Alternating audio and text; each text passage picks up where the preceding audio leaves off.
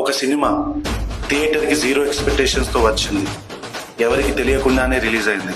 కానీ ఈరోజు థియేటర్లో సునామీ సృష్టిస్తుంది.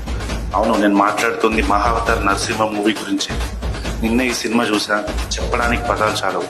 ఎన్ని పనులున్నా మీ ఫ్యామిలీతో కలిసి ఈ సినిమా చూడండి. ఇది మన హిందూ పురాణాల మహత్యాన్ని గుర్తు చేసే ఒక జ్ఞానయాత్ర. ఇది సినిమా కాదు, విజువల్ ఫీస్ట్.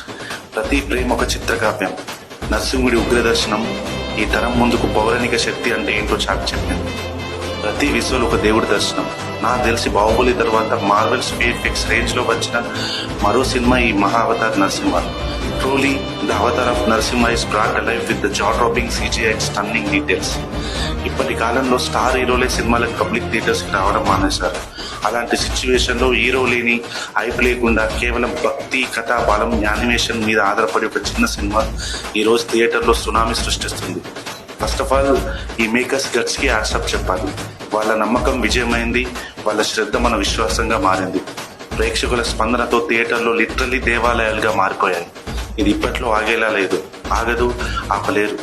నరసింహుడి ఉగ్రగర్జన ఇప్పుడు థియేటర్లోని కదిలిస్తుంది. కాలం మారింది, జీవన శైలి మారింది, కానీ మన మూలాలు, మన తత్వాలు ఎప్పటికీ మారు. అందుకే ఇలాంటి హిందుత్వాన్ని ఏకం చేసే సినిమాలు ఎన్ని వచ్చినా తప్పలేదు.